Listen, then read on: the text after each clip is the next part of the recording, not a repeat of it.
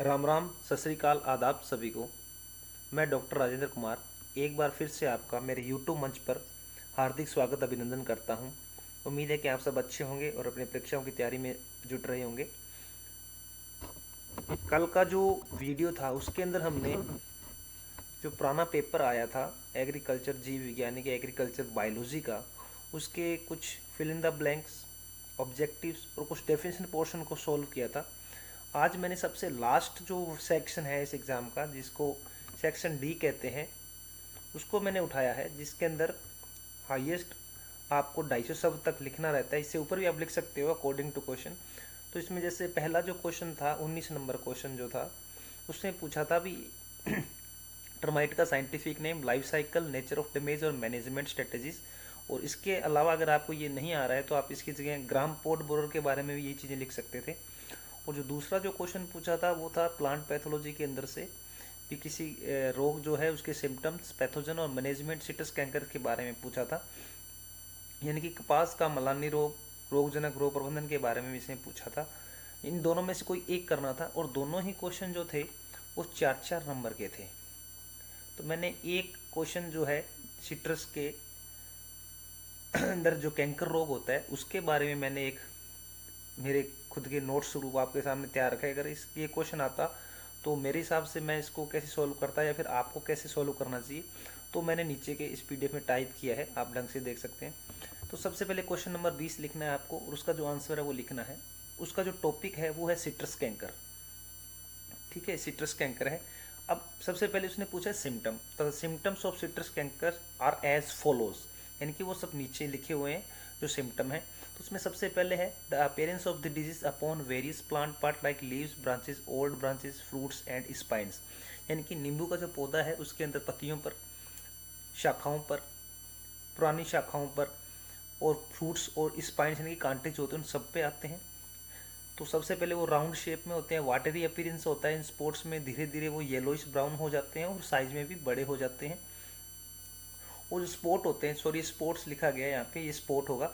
Spot क्या होता है, येलो कलर के चारों ओर क्या उनके ओरा होता है, यानी कि चारों ओर येलो कलर की लाइनिंग आ जाती है स्पोर्ट्स के चारों ओर, और कार्टर या गड्ढे जैसे दिखते हैं और कोर्क बन जाते हैं, यानी कि छाल जैसे या छिलके जैसे हो जाते हैं। जैसे अपने चोट लगने के बाद खरोंट आता है वैसे हो जाते हैं, कोर्क लाइक।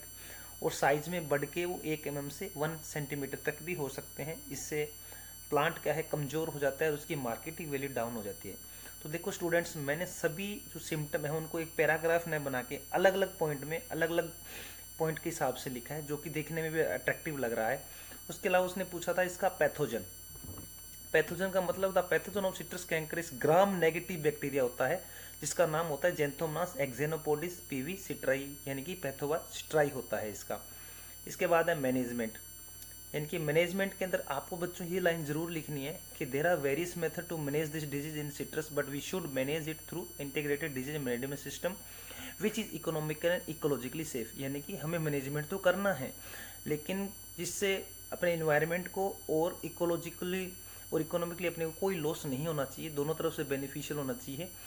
तो ये चीज़ आप चाहे तो किसी भी पेस्ट कंट्रोल का मैनेजमेंट है वहाँ भी लिखेंगे। अपने यहाँ डिजीज का मैनेजमेंट कर रहे हैं तो इंटीग्रेटेड डिजीज मैनेजमेंट आ जाएगा, अगर पेस्ट का करेंगे तो इंटीग्रेटेड पेस्ट मैनेजमेंट आ जाएगा।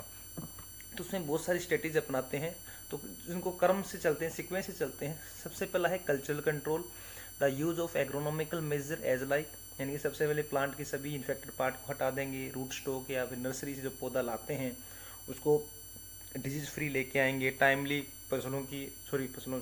पेड़ों की कटाई करते रहेंगे।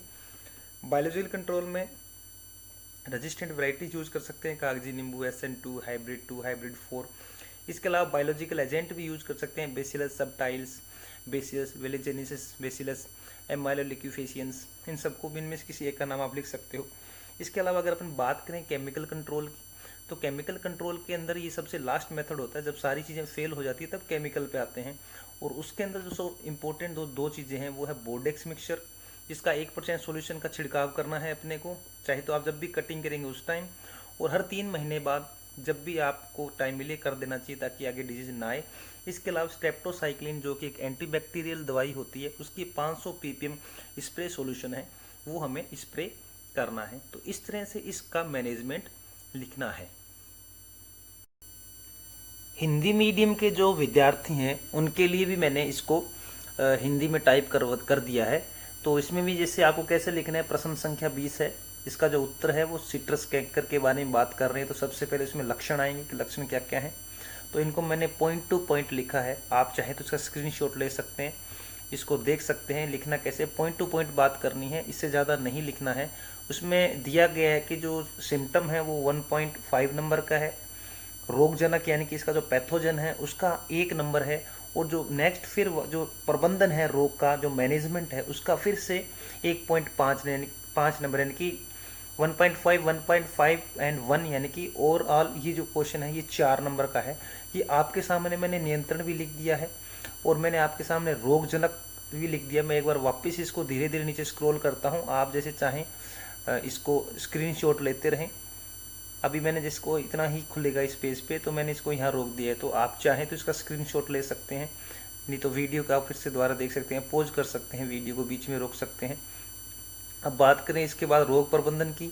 रोग प्रबंधन के अंदर ये यहाँ तक मैंने इसको रोक दिया है, अगर आप चाहें तो इसका स्क्रीनशॉट ले सकते हैं। कैसे लिखा है मैंने, पॉइंट टू पॉइंट बात की है और ज़्यादा कोई ऐड करने की कोशिश नहीं की, क्योंकि मात्र 1.5 नंबर का प्रबंधन है, रोग प्रबंधन है, तो इसमें उतना ही बात करनी है जितना एग्जामिनर हमसे पूछना चाहता है।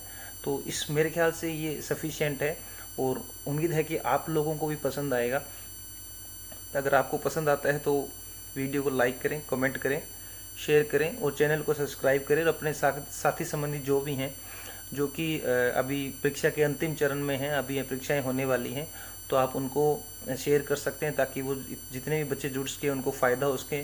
क्योंकि अभी आपकी सबसे पहली जो प्रायोरिटी है वो है बोर्ड के एग्ज़ाम के अंदर हाईएस्ट मेरिट पे आना या फिर हाईएस्ट परसेंटेज आपको गेन करने हैं।